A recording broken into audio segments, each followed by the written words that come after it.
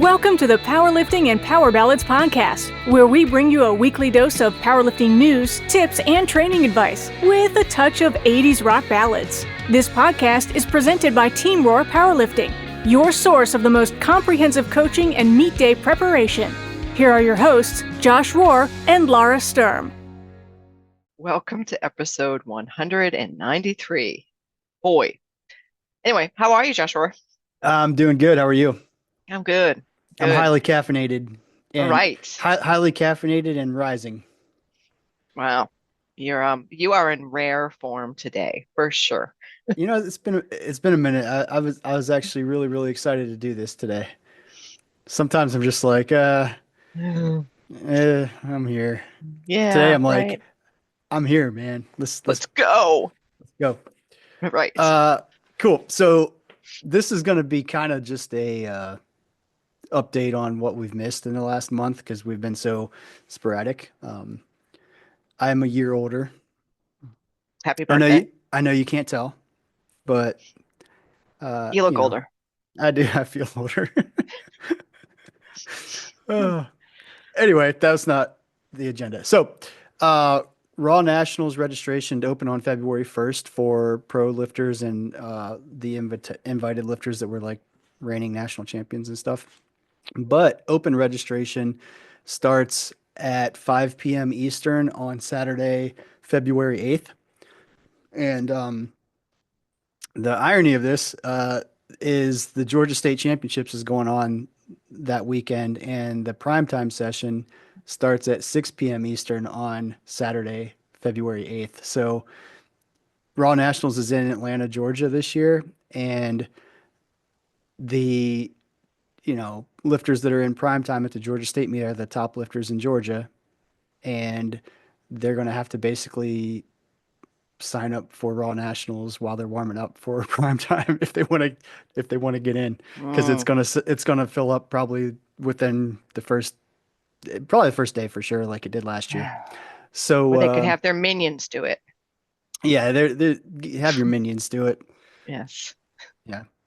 But I was looking at the schedules of everything, and I'm just like, son of a bitch. Like, what are the odds that is scheduled that way?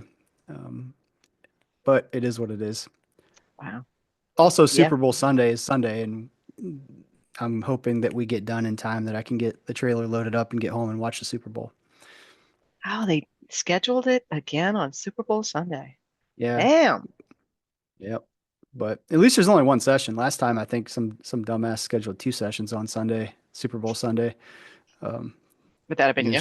That was me. That was definitely me. And it happened to be the year that the Atlanta Falcons were in the Super Bowl, so that was even worse. Because there was a lot of people that normally volunteer that are like, no, not doing it. Have fun. So anyway. But one of the cool things about the Georgia State Primetime that I did not know was happening is, I think Barbell Productions did it, but they are releasing like interviews with the lifters that are in primetime. Like I saw, like I didn't know about it, and nobody told me about it, including Amy Pancake, who was interviewed, and I found out about it when it popped up on social media. But it's pretty cool. I like it. Neat. So it's given an extra little spotlight to each of the lifters that are in primetime. So definitely pretty cool. And Kathy Mealy's running that one, so that's definitely a nice thing. Oh, and the other thing that she's doing is she's got VIP seating for primetime, and basically she's reserving the front 3 rows for people that purchase specifically the front row seats. And I did that at Collegiates in 2015, and it was not advertised very well. So there's only like 3 people that actually bought tickets. But we had like tables set up, and like a server that would bring you food and drinks and stuff like that. But I think this is going to be different because she's actually advertising it, and from what I hear, they're possibly going to have the chairs like kind of surround the platform, and that way the lifters basically when they enter Hmm. the platform are basically walking right against the crowd. So it's kind of like a front row, almost like a Mm. WWE entrance when like all the fans are like holding their hands out and it's going to be kind of Right, like right. that, I think, Hmm. which is pretty cool. Yeah, that's kind of neat. Yeah. So anyway, that's this weekend. Pretty excited about it. Um, so speaking of Kathy Mealy, she resigned from her position as secretary on the EC. So there was a post on the USA Powerlifting website that they are soliciting nominations for the executive committee board position of secretary. The deadline to submit your nominations is February 7th at 5 p.m. Eastern. So if anybody's interested in running for that position, you can find the information for that at usapowerlifting.com in the news feed. I mean, once she resigns, like, yeah, Kathy had to go. I don't know. Once I resigned, yeah, it's the Yeah. domino effect. Everybody, Yes. Yeah. nobody wants to do it Yeah. without me. Well, yeah, exactly. That's what I believe is Of the course. case. Of Yes. course it is. So Yes. yeah, makes sense. Mm, That's the most logical thing I've ever mm. heard you say. Let's see. Some rule changes went into effect January 29th, which normally all rule changes go into effect January 1, but some of these were kind of semi-urgent. And as a result of the executive committee board meeting that they had in early January. So anyway, just kind of you can find them all. They're highlighted in yellow in the rule book, but I'm just going to kind of touch on them real quick so everybody's aware. Clubs. Um, it was originally stated that you can only be a member of one club per calendar year. And you also had to have a minimum of 3 people. That's no longer the case. You can be a member of multiple clubs and compete for different teams in the same year. And you can also switch teams mid-year. And the clubs now only require one person per team. So you could theoretically be a registered team of one Mm. if you wanted to. Sorry, I'm like burping on my monster. Speaking of, I need to rehydrate with more monster. Um, Apparel, they changed that too. It used to be shirts had to be like a registered club or a sponsor. Basically, anything is now okay. So you can wear pretty much any shirt you want as long as it's not offensive um, or advertising a different powerlifting organization. So that just really loosens up the restrictions and makes it a little bit more friendly for people wearing whatever they want to wear. Mm. Collegiate nationals, team scoring has changed to now, it used to be like, 12, 9, 8, 7, 6, 5, 4, 3, 2, and then everybody else got one. Well, now you only get 1 point if you're in the top 25 of your weight class. So if you get 26 or below, you get 0 for your team. So yeah, that was an update there. And then they're also implementing regional records. So, they just realigned regionals this coming year. So there's going to be established records now, like there's state records, there's some national records, etc. Now there's regional records too. So I think that's good. Mm. All right. Wow, you are caffeinated.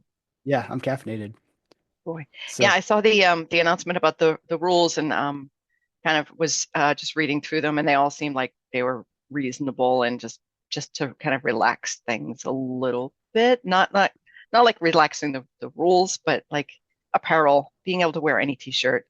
I mean, that's just kind of yeah, yeah, yeah. So I mean, overdue it's just maybe. yeah, I think it's overdue. Yeah, and it was. I mean, I'm on the other side of it a little bit, because like sometimes people would come buy a shirt from me because I was a registered club and they didn't have one that met the standards. So like that was always cool. Random people wearing my shirt, but like just in general, like you should be able to wear what you want to wear as long as again it's not offensive or Right, advertising a different organization. right. So yeah, I think it just makes it yeah, it's just better. It's better. Yeah. Let's see. Georgia State Meet. We have 12 lifters competing this weekend. It's a lot. Friday it is a lot. Friday at 4 p.m. Molly Walker and Stacy Metcalf. Saturday morning at 9 a.m. we got Gwen Cook, Taylor Smith, April Gadsby, and Wesley Toller. And then in prime time on Saturday, 6 p.m. is Amy Pancake, Olivia Vilea, William Ruff, and Matt Trahern. And then Matt Traharen's kind of like our adopted teammate. Like, full disclosure, we don't coach him, so he's just like a close friend of the team. Yes, he's been part of Yeah, the team for for a a long bit, and long time. he's like corn-fed strong. Yeah. Came out of nowhere. We don't, yeah, and then just Yep. stupid strong. Um, Stupid strong. And then Saturday morning or Sunday morning at 9 a.m. is Ari Hall and Kevin Cregan. So Mm. that's our roster. Oh, and this is new. This came out last week. The winning team gets obviously the traveling trophy with your name engraved on it, but the winning team gets a bar from Texas Strength Systems. So Oh, okay. For the yeah, team use, just one bar, not like, correct. Yeah, it's not yeah. every member. I mean, that'd be cool. Yeah, well, that would be cool. Yeah. Here's Um, a bar for all of you to use. You might train in different places, but fight over it. Correct. Yeah. Well, if we win that, we'll have some kind of like paper rock scissors tournament A for all the dance team off. members. Well, that might be a better option. You're right. Yeah. Yeah. To see who gets to take it home. I like it. Yeah. So it could be a Or we can have. traveling, 1 week. I know. Or we can have a pole vault contest using that bar as the pole. I mean, that sounds reasonable. That's a good idea. Yeah. Yeah. Okay. Basically, whoever's not injured at the end gets it. Nice. Yeah, these are not great ideas. This is what happens when I drink caffeine during a podcast. Mm. Let's see what else. So IDFPA Worlds, we mentioned it a while back. It is going to happen December 11th through 14th in Seoul, South Korea. The qualifying criteria came out recently for how to qualify for it. So basically, the initial selection is if you place top three in your weight class and division at your respective national championships. So, Masters, Equipped Worlds, place top three in your weight class at Equipped Nationals, etc.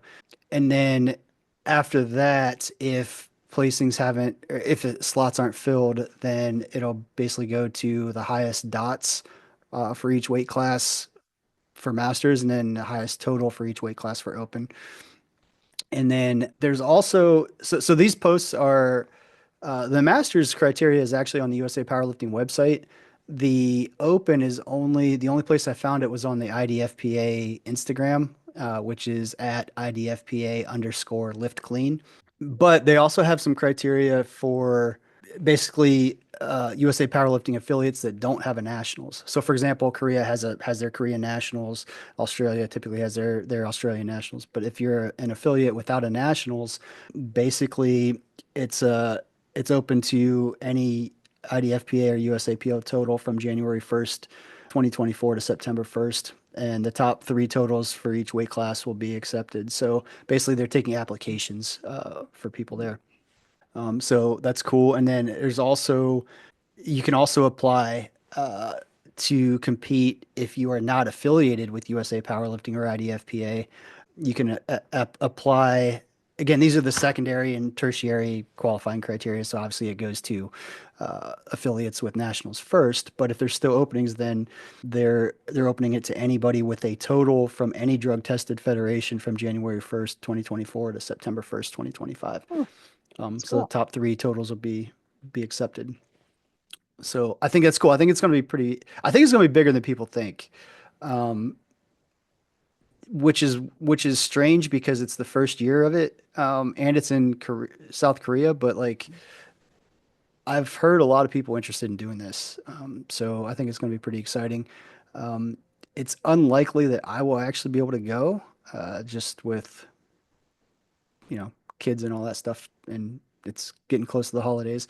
But I think I think there's going to be a lot of people going, so it's going to be pretty cool. Mm, that is So it's kind of like getting the band back together, like traveling overseas as a U.S. mm, team, etc. right. 'Cause like when's the last time we had any team or athletes go international in a world? Yeah. I don't Yeah. actually know off the top of my head. No, actually, it would have been 2019 because 2020 is the year Mm, that they canceled all the worlds because of right. COVID, Right. and then uh, basically we got booted from the Yeah. Right. from the. IPF. I'm not even gonna say Oh, their name. the federation whose name shall not be spoken, but I just did. Yeah. Yeah. Yeah. So since that split, there really hasn't been much of a world's. I mean, the Arnold has been probably about as close to that as possible, but the Arnold is still, in Ohio. Nothing wrong with Ohio. Not Hey, saying that, but you're talking about an Ohio the boy, I know. the reigning national champions, Ohio State Buckeyes. Is that the place you're talking about right now? That's where I'm talking You don't about. even know. No, I don't. I have no idea what's going on Yeah. with any of that. But Well, just in yeah, case so to have that. anybody doesn't know, Ohio State OH, they won the national title. Uh, so Of what? foosball, football. Okay. It's a water boy I'm like, reference. nice, nice. Yeah. Um, yeah, so I mean to have a You couldn't Worlds care. again You could not care less about this. You're like, I of don't Ohio. care. Yeah, I'm sorry. Well, Or other sports that yeah, I mean, this is the girl that like I went to a Super Bowl party a week early because I had no idea what day it actually was. I remember that. And Didn't we have a yeah, like who does that? I think we recorded an episode like right after that, and you were like, so I went to a Super Bowl party this weekend. I'm like, you don't realize that the Super Bowl is this coming weekend? Nope. Nope. That's Yeah. So funny.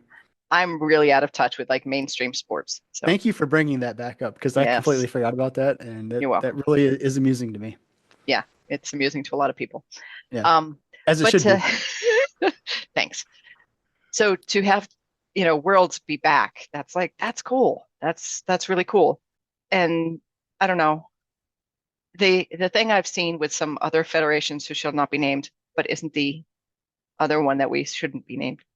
Oh wait, The hell are you talking about? there's there's another federation that is a largely U.S. federation that has a, international part of their federation that has a Worlds. And a few years back, it was in like, I think Ireland or something. But like their Worlds were like just basically U.S. athletes going over to Ireland to compete. And this sounds like it's not that. So that's cool. Correct. That was that was about as like vague as you could get. All right, it was USPA Got it. and And USPA. their IPL worlds or whatever. Yeah, their IPL Worlds was just Yeah. like all US lifters. So, I mean, it's cool to go to a world meet, but let's But it's include people basically from other nationals countries. in a different country. Yes. Yeah. Yeah, that's Yep. what it felt like to me. So, yeah, that's really cool. And Seoul, Korea is one of those places I spent some time in the airport, but never got to see it. So, man, I've actually never been through there even, so I don't know, but I hear everybody that I've talked to is yeah, like that's definitely a place to go visit. yeah, for sure. That's everybody who I talked to that spent time there. Like we had a 13-hour layover and I was so tired I could not deal with it to leave the airport. Some people did. I wasn't one of them. But, it was one of those places I would have really liked to explore. They do have a really good travel hotel if you need to sleep while you're at the airport, though. And it's a great airport. Super clean. That's cool. That's all I can say. I'm excited for USA Powerlifting. Yeah, I am too. I'm excited. Um, yeah. I see like I'm so torn on this because like I know I really can't go. So I'm like trying not to be excited about it too much because like I'm not gonna get to go. But Me either. So, I'm excited for everybody else. yeah. Anyway, let's see. Last thing I want to mention before we go randomer than we already are. There is a USA Powerlifting Club Coach certification course that's going to be online on February 15th. I am teaching that one, and the deadline to register is February 6th, which is Thursday. So if you're interested in taking that, you can find information about that. You can go to usapowerlifting.com and click on the calendar, and it's listed on there, the link to register. So You said that's an online course. It is online. Live, but online. Live. Yeah, so it's Zoom. So basically, like, we kind of go through the, all the rules and application of them, and like, some of the physiology and programming methods and stuff like that. But Mhm. then the actual like hands-on technique work and things like that that we can do in person. Obviously, we can't do it the same way, but we do. Basically, I lift. I'll just do some like light lifting and just do some things correctly and incorrectly, and just have each individual have to like talk me through verbally how to elicit change and modify technique or what they would recommend, different things like that. So obviously these are all hypothetical situations, but the in some ways it's better because it really forces you to be able to communicate clearly. Because obviously, like in person, you can kind of, you know, talk your way through it and show people stuff. But like when you can't do that and you have to just only explain things verbally, it really makes you, I guess, think it through more and make sure it's clear, and I think Mm. make a better connection with the athlete. So I think it's good practice. I mean, obviously, if you can do both of those things and do it that plus in person, it really makes for more efficient Mm. coaching. And that's a course that you teach. Correct. Yeah, I'm teaching this one. Ah, So yeah. Yep. Um, yeah. I think that's all the news we have. Uh, what else is going on? hmm. It's a beautiful day here. Yeah, it's like what is it, 70 something in Yes. So February nice. in Georgia? Yes. So Yeah. nice. Oh, I happy actually Groundhog Day. Happy Groundhog Day. when was that? That was February 1st, I believe. Oh, really? Yeah. See, out of touch with mainstream sports and Groundhog Day. I'm sorry. I'm sorry. It was Sunday the 2nd. Sunday the Oh, 2nd. okay. Did the groundhog see a shadow? Uh, I don't know, but he predicts 6 more weeks of winter. So I don't remember. Is that meaning he did see his shadow or he did not? I don't remember which is which. Yeah. Okay, Yeah, wait. I looked it up. Punxsutawney Phil woke up on Sunday and saw his shadow, meaning we're destined for 6 more weeks of winter. damn it. Yeah, Well, I mean, winter's Punxsutawney been Phil. pretty mild other than the fact that we actually had a good amount of snow and we had some pretty cold colds, but it feels like right now I'm just like, thank you, happy. And I've gotten into e-biking, sorry, e-mountain biking. So What um is what is that? I know you're like, what is that? So I used to before I had children, I used to mountain bike a lot. And I was a big fan, except for uphills. And we recently got back into mountain biking like last summer, and I found that I still really like mountain biking, except I really, really don't like the uphills. So I kept kind of looking side eye at like people now have e-bikes. So e-mountain bike gives you a motor assist. It doesn't do the work Oh, for you. got it. Yeah. So it Yeah, gives you yeah. the motor assist. And man, I am such a huge fan because it's so much more fun. Because I don't have to worry about like what speed am I going when I'm going, Right. do I have enough pedal power to get over this log, this route? I know I can because I can. I think I can. I think I No, can. I know I can. And it makes uphills just as fun as downhills. Yeah. So And it's super freaking fun. yeah. So when you said e-bike, I was thinking esports, like video games in Oh my God, no, mind. no, And that's why I'm like, I can't see you playing a video game that's a mountain bike. no. But I should have known because we borrowed an e-bike from a friend because Mm. we go on like I say we go on a monthly bike ride, but we don't always make it. It's like the second Thursday of the month or whatever, but there's like a big group ride in Atlanta. Well, we went on the Christmas one and decked the bikes out with Christmas lights and everything. But Oh, nice. Hope borrowed the e-bike because we had to pull the trailer with the kid, and Emma was on the back of mine. And yeah, Mm. I pulled the trailer once without the e-bike with Emma Oh, like last year, I think it was, and it was rough. So I'm like, we're not doing that yeah, again. So yeah. so I knew what The an e-bike. e-bike was. I just wasn't thinking. I was thinking You just, esports in my head. yeah, yeah. Well, and there's a lot of controversy with some people with e-bikes, and there are some like trails that they say no e-bikes, right? And I'm like, okay, first off, I'm 56. I'm just here to have fun and get, a reasonable workout in. I don't need to kill myself. And I really think e-bikes should just be allowed anywhere. It's not like What's the it's doing reason? all the Is it work. Um, because you're going to be going so fast uphill that it's dangerous for other people? Is that the right? idea, I guess or if is it I because it's going was, to like catch fire and you can, if I was a young 20 something guy, it definitely might make me just go crazy fast, right? yeah, Sure, it can make you go crazy fast. But for the most part, it's not really the case, and no one's doing anything super crazy. I don't get it. There's definitely like mountain bike snobs that are like, I'm never going e-bike because that's, not biking. Well, I yeah, hate to tell you, but it really is. So the bike is a lot heavier because it's got that battery and you're getting a different workout. The bike handles differently and it takes a lot more like core control. And it just makes you a better biker because you're able to go faster and longer. yeah. I mean, you And I can also learn how to assume you're not. turn. Yeah, I also assume you're not just out there like not pedaling and using the Oh e-bike God, the whole no. time. It's like that's for just the assist, Well, right? it's an assist, but and you can have it in a pretty good assist, but the more you pedal, the more assistance you still get. Right. Like it's kind of equivalent somewhat to what gear you're in and such. So you still get a crazy workout. Like I can be going uphill and still be huffing and puffing, but when I feel like I'm dying and I would have to get off my bike previously, I feel like I can manage it now. Like Yeah.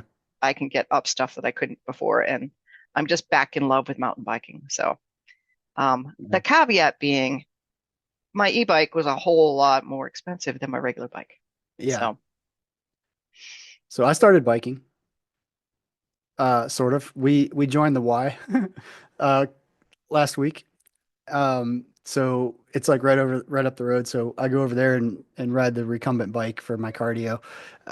And it has a little computer on it, so like you can play games. So my cardio protocol is I play solitaire until I win, and then I go lift. So nice. sometimes I'm Yeah, on the bike for like 3 minutes. Sometimes I'm on there for like 20 because I have to play like 4 games to win. I'm not I'm not real good at solitaire. yeah. I was at a hotel recently, and they had the Pelotons and the treadmills and ellipticals and such, and I was all the machines were taken and the treadmills were all broken. So I got on an elliptical, which usually I hate, but whatever. I wanted to do something. And it had a screen and you could like pick out a trail that you wanted to walk and it kind of like mocked it up as you're going. And it was so much more interesting than, it used to be back in the day when you just had to get on there and like watch news or, the home shopping club or whatever they had at the gym that was open. Like you can put on what channel you want. You can put on exactly what terrain you want to be walking through. It was cool. I was like, oh, I could do this. Yeah, and that's the irony for me though, is like so many people are like, man, I would just work out more if I had a gym at my house, which I do. But I'm like, man, I just want to get out of the house sometimes and go. Yeah. Yeah, me too. So yeah, Well, and there and was, they have included childcare there too, so I can oh drop the yeah, so you're kids, like, work out, woohoo. and yeah, Yeah. yep, Yeah. I mean, that's actually what got me into fitness back in the day because they had free childcare. So I could go to the gym and I was just like, oh my God, an hour to myself. Thank you, God. Um, but then I started with a personal trainer and that's what got me kind of into all of it, which led to powerlifting. So, and now you're the host of this podcast. yes, right. I wouldn't be here if it wasn't for free childcare, basically. Ah, it's amazing. But yeah, I mean, having a home gym is great, but sometimes you want to be in another gym, different four walls, different machinery, whatever. Yeah. Yep, So agreed. Cool. there you go. That's what's There going you on with go. me. We can wrap this up now that you're all caffeinated. Yeah, I'm ready to. We can go. We can keep going now if you want. Let's go. No, I'm Yeah, stopping. You yeah, should you're go right. running. No, I'm not gonna run. That's Just a just joke. not. That's a joke. Well, it's not funny. True story. Oh man. All right. Well, we can call it good here, and maybe we'll get back on track here and start doing this weekly again. That'd be cool. Yes, we should do that. Okay, cool. Well, I will see you next week then. Yes, we'll see you next week. Bye All now. right. Later. Thank you so much for listening. If you enjoyed today's episode of the Powerlifting and Power Ballads podcast, please remember to subscribe and share it with your friends.